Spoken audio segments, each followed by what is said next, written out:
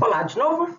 Então, tendo visto em que consiste uma derivação, uma dedução, tendo visto quais são os nossos postulados, espero que vocês tenham conseguido se familiarizar um pouco com eles, vamos avançar um pouco mais, tomar mais consciência do que esses postulados me permitem fazer, para com isso a gente conseguir avançar nos exercícios de dedução. Nós vimos que a nossa única regra é modus ponens, e ela é uma regra que ela faz o quê? Se eu tiver uma implicação e tiver o antecedente da implicação, ela me oferece o consequente dessa implicação. Então, agora a gente pode ver que espécie de coisa os nossos postulados me oferecem como conclusão, dependendo de eu ter que espécie de coisa no antecedente. Então, se a gente considerar, por exemplo, P4, esse postulado vai me permitir, pela regra de modus ponens, sair de uma conjunção e vai me oferecer o primeiro conjuntivo dessa conjunção.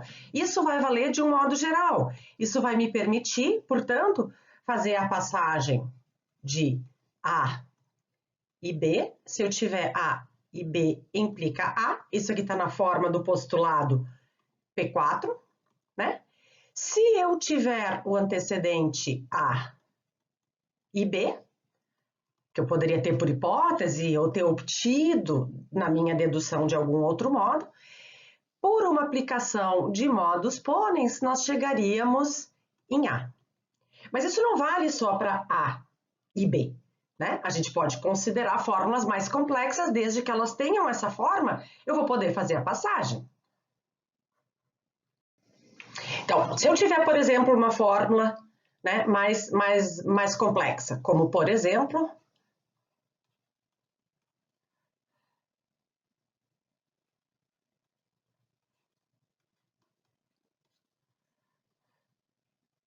o que eu sei? Se eu tenho isso aqui, eu sei que utilizando P4 mais uma aplicação de modus ponens, eu vou chegar em não A, que é o primeiro conjuntivo dessa conjunção.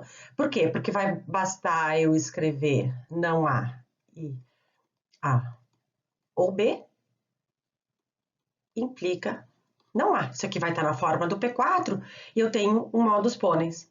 Então, a gente poderia falar numa espécie de, que a gente poderia chamar numa regra derivada.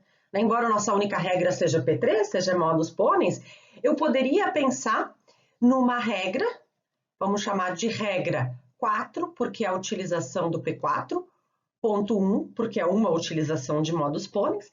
Essa regra vai me permitir, de um modo geral, fazer a passagem de uma conjunção qualquer para o primeiro elemento dessa conjunção, seja lá o que eu tiver aqui.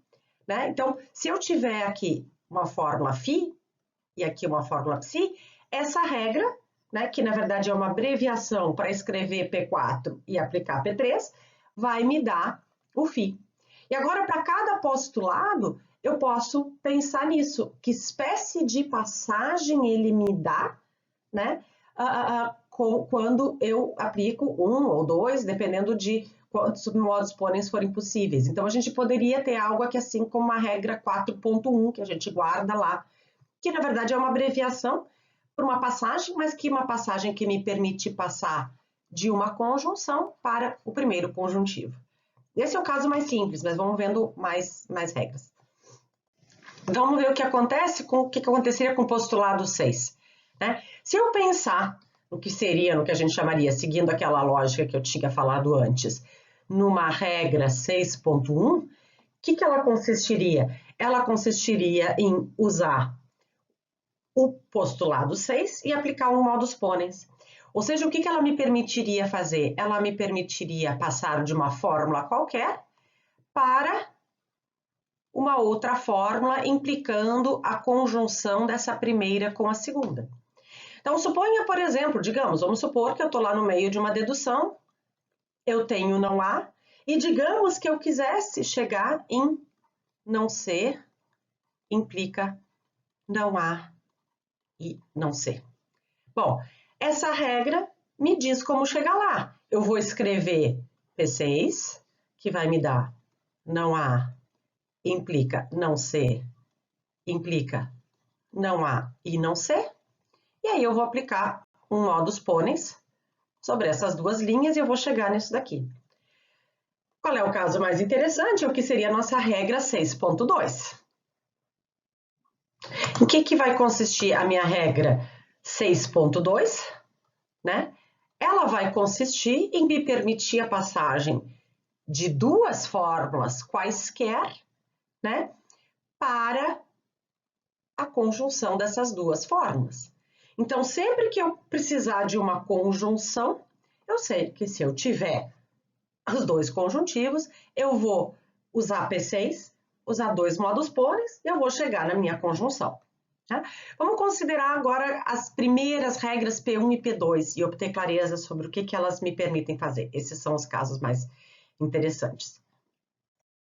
Tá? O que é a regra? Como é que ela é o nome que a gente dá para essa? E vocês já sabem de lógica 1 desse axioma P1. Né? Ele é conhecido como regra como prefixação, porque justamente o que ele possibilita? Ele possibilita passar de uma fórmula qualquer para essa fórmula prefixada por alguma coisa. É essa passagem que ele me permite fazer, né? Que é uma passagem que a gente já viu em lógica 1. A gente não costuma fazer argumentativamente, porque ela é um enfraquecimento de uma afirmação. Mas do ponto de vista formal de permitir deduções, ela é extremamente útil, né? O que essa regra me diz? Ela me diz que se eu tiver uma fórmula qualquer, digamos que eu tenha A e B, uma fórmula qualquer, e suponha que lá na minha dedução eu precise, por alguma razão, ou porque é o que é pedido, ou para chegar numa outra parte da dedução, eu precise passar para isso daqui. Né? O que essa regra 1.1 me permite fazer? Me permite prefixar isso que eu já tinha. Né? Por quê? Porque pelo postulado 1, o que eu vou ter? Eu vou ter que essa fórmula, A e B, implica que qualquer outra coisa psi, que aqui no caso que me interessa é o C, me fornece o A e B. Então, esse aqui está na forma do P1. Aí eu aplico um modus ponens e eu chego justamente onde eu queria.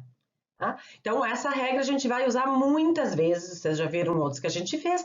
Ela é simplesmente uma regra que me diz, se eu tenho uma coisa, eu tenho essa coisa prefixada por qualquer coisa. Né? Bom, claro, eu poderia pensar, como aqui eu tenho duas implicações, nós poderíamos pensar numa regra 1, 2, né? Que seria o postulado 1 mais 2 modus ponens. Se vocês pensarem um pouquinho, vocês vão perceber que dificilmente nós vamos utilizar essa regra. Por quê? Dificilmente não, nós não vamos usar. Né? Por quê? Porque ela me permitiria passar de φ e psi por dois modus ponens, porque eu já tinha antes que era o φ. Então, a gente não vai usar. Né? Então, embora a gente possa pensar numa regra que envolveria aplicar dois modus ponens sobre o postulado 1, como essa regra me permitiria chegar no que eu já tinha, a gente não vai usar. Tá? Vamos considerar agora a utilização do postulado 2. Tá? Bom, o que ela me permite fazer? Se a gente simplesmente usar essa ideia de quantos modus ponens a gente aplica, o que a gente obtém, a gente tem o seguinte, a gente tem que uma aplicação de modus ponens sobre o postulado 2 me permite passar de uma implicação por uma outra implicação. Qual é que é essa outra implicação? Essa outra implicação me diz que se o primeiro implicar que o segundo implica um terceiro, o primeiro implica um terceiro, tá? O terceiro. Bom, a gente vai ver daqui a pouco porque um dos aspectos da utilidade desse postulado já vai ficar bem claro mais adiante. Por enquanto, vamos simplesmente guardar que se eu tenho uma implicação qualquer, né, eu tenho que, se a primeira coisa implicar que o segundo implica uma terceira, o primeiro implica a terceira. Tá? E se eu pensar no postulado, na regra 2.2, que seria aplicar dois modus ponens, o que isso me garante? Isso me garante que se eu tiver que uma primeira coisa implica uma segunda coisa, e eu tiver que a primeira implica que a segunda implica a terceira, então a primeira implica a terceira. Né? E a gente já viu em que casos isso podia ser útil, mas vai ficar mais claro. Tá? Por enquanto, simplesmente percebam, tá, que essa regra me permite fazer isso. Se eu tiver uma implicação, depois eu tiver que a primeira coisa implica que a segunda implica uma terceira, a primeira implica uma terceira. Tá? Vamos guardar isso e agora vocês vão ver quando é que a gente vai usar isso. Eu imagino que à medida que eu ia falando sobre, né, a regra 2.2 me permitir passar de uma primeira coisa implica uma segunda. E se a primeira implica que a segunda implica a terceira, então a primeira implica a terceira, vocês já podiam estar pensando que a gente está muito próximo, né, do raciocínio que vocês já conhecem, que é o da transitividade. Se uma primeira implica uma segunda, a segunda implica uma terceira, então a primeira implica a terceira. E efetivamente, a regra 2.2, associada com a regra 1.1, que a gente viu antes da pré-fixação, vai facilmente me fornecer a regra, o caminho para a transitividade. Vamos ver primeiro um exemplo concreto, né? E depois vamos formular ver como é que essa passagem geral pode ser provada. Tá? Bom, o que eu tenho aqui? Digamos que eu quisesse provar isso aqui. Digamos que eu quero chegar lá no final da minha dedução em A e B implica A ou B. E vamos lembrar quais são os nossos truques para chegar numa dedução. Eu tenho que ver quais postulados me entregam a conclusão e quais postulados me permitem sair de onde eu quero sair. Só que aqui não vai ajudar muito, né? Por quê? Porque eu quero chegar numa implicação, né? Sem hipóteses. Bom, vários postulados me entregam implicação. Esse caminho aqui não ajuda. Mas vamos pensar, então, nos postulados que envolvem esses símbolos. Em particular, nos postulados que me permitem sair de conjunção e nos postulados que me permitem chegar em disjunção. Bom, qual é os postulados que me permitem sair de conjunção? São P4 e P5, né? P4 me permite sair de A e B e chegar em A, e P5 me permitiria sair de A e B e chegar em B. Tá? Então, vamos deixar anotado aqui no nosso rascunho, depois a gente vai vou fazer com vermelho, porque a gente não sabe ainda o que a gente vai usar. Mas então, eu tenho que P4 me daria isso daqui, e P5 me daria isso daqui. Tá? Por outro lado, né, quais são os postulados que envolvem a disjunção? E como aqui eu quero a disjunção no final de uma implicação, a probabilidade é que eu vou usar os postulados da disjunção que chegam em disjunção. Né? Essa é a maior probabilidade. São P6 e P7. Desculpa, P7 e P8. Né? O que eu tenho? Que P7... Deixa eu pegar outra cor aqui. P7 me permitiria, se eu tivesse o A, chegar em A ou B, e que se eu tivesse o B, me permitiria, eu tenho que o B implica A ou B. Tá? Bom, então aqui a gente percebe que se a gente tivesse essa regra aqui da transitividade, ela se encaixaria como uma luva, qualquer um dos dois caminhos aqui serviria, bastaria um, aqui os dois servem. Né? Eu tenho que uma primeira coisa implica uma segunda coisa, eu tenho que essa segunda coisa implica uma terceira coisa, e eu quero obter que a primeira implica a terceira. Então, vamos ver como é que a gente poderia fazer essa passagem utilizando P1 e P2. Eu vou organizar um pouco o próximo slide. Então, vamos lembrar, a gente tem que uma primeira coisa implica uma segunda, que a segunda implica uma terceira, e a gente quer passar para a primeira implica a terceira. Vamos lembrar agora o que a gente viu sobre a regra 2.2. A gente viu que se a gente tem que uma primeira coisa implica a segunda, Então, se eu tiver que a primeira implica que a segunda implica a terceira, eu vou chegar na primeira implica a terceira.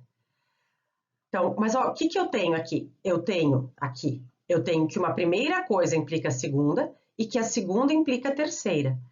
Para usar a regra 2,2, o que eu precisaria ter? Eu precisaria ter que essa primeira coisa implica essa implicação aqui, né? Porque para usar a regra 2,2, eu tenho que ter que, né, a primeira coisa implica que a segunda implica a terceira, tá? Então, eu tenho que uma primeira coisa implica a segunda, eu tenho que a segunda implica a terceira, e para aplicar a regra 2,2, eu precisaria ter que a primeira implica esta implicação aqui. Ora, mas se a gente lembrar da regra 1,1, a gente sabe que se eu tenho uma coisa, eu tenho essa coisa prefixada por qualquer coisa. Ou seja, pela regra 1,1, né? O que a gente vai poder fazer? Eu vou poder poder chegar na quarta linha em A e B implica que A implica A ou B, né? Por quê? Porque tudo que eu vou ter que fazer vai ser colocar isso aqui, né? Eu vou escrever aqui, vocês passem a limpo como exercício depois, isso aqui implicando que o A e B implica essa mesma coisa de novo aqui, tá? Passem a limpo, vai ser um bom exercício. Isso vai estar na forma do P1. Agora é só fazer um modus ponens da linha 2 com a linha 3 e vocês vão chegar nisso que vocês precisavam para agora aplicar a regra 2,2, né? Por quê? Porque se vocês escreverem na linha 5, tá? Uma coisa bem comprida, que eu vou então deixar para passar limpo no próximo slide e comentar. Já chego lá? Então, tendo passado a limpo que a gente viu no slide anterior, o que é importante notar? É importante notar que agora isso aqui vai ficar na forma de P2. Por quê? Porque o que eu tenho? Eu tenho que, deixa eu escrever aqui, acho que vai ficar mais claro. Eu tenho aqui um φ, implica psi. Eu tenho que tudo isso implica que o meu φ, que é isso daqui, implica que o meu psi implica a minha terceira coisa, que é isso daqui. E isso implica que a minha primeira coisa, que é o φ aqui, opa, esse parênteses é da fórmula, não é da... implica a minha terceira coisa. Então, eu tenho isso aqui na forma do P2 e eu tenho os antecedentes para aplicar a regra 2,2. Né? O primeiro eu tinha aqui na linha 1, primeiro antecedente. O segundo antecedente eu obtive por pré-fixação dessa segunda premissa da regra da transitividade. Então, o que eu vou poder fazer agora? Deixa eu só apagar. A gente vai poder agora fazer um modus ponens, depois outro modus ponens. Né? Então, o que a gente obtém na linha 6? Na linha 6, a gente faz um modus ponens da minha primeira premissa da transitividade, que era a linha 1, junto com a linha 5. E isso vai me dar o quê? Isso vai me dar que A e B implica que A implica A ou B. Tudo isso me dá que a primeira coisa, que era A e B, implica a terceira coisa, que era A ou B.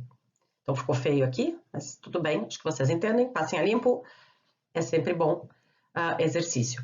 E agora vocês têm o quê? Então, vocês fizeram a primeira aplicação de modus ponens sobre P2, agora vocês vão fazer uma segunda aplicação de modus ponens, usando o quê? Usando agora a prefixada dessa daqui, que vocês tinham obtido na linha 4. Então, agora eu vou ter, por um modus ponens da linha 4 com a linha 6, né? O que a gente vai obter na linha 7? Justamente o que a gente queria, que é o consequente aqui, né? Da linha 6. Eu cheguei onde eu queria, tá? Vamos ver agora, de um modo geral, como é que a gente pode escrever uma regra de abreviação para sempre usar para transitividade. O que basicamente a gente tem? Então, a regra da transitividade vai me permitir passar de duas implicações, de uma primeira coisa implicando uma segunda e a segunda implicando a terceira, vai me permitir passar disso aqui, seja lá como for que eu tiver isso, né? No caso, eu tinha por axiomas no exemplo anterior, mas eu poderia ter de outro modo, vai me permitir passar dessas duas implicações para a primeira coisa implicando a terceira. E como é que isso vai ser feito? Né? Para fazer isso, eu vou ter que prefixar a minha segunda implica a terceira, eu vou ter que prefixar isso com a primeira, aplicando a regra 1, né? Ou seja, escrevendo o postulado 1 e aplicando o modus ponens. Bom, isso vai me dar, então, o segundo antecedente da regra 2.2. Então, agora, pela regra 2.2 aplicada para essa implicação, mais a outra prefixada, eu vou chegar no que eu quero, que é a primeira coisa implicando a terceira. Tá? Então, guardem esse caminho, porque vocês vão... Ele vai ser, não surpreendentemente, bastante útil. Tá? Com isso, e conversando entre vocês, e gastando bastante papel, vocês devem conseguir fazer os exercícios 19 a 22.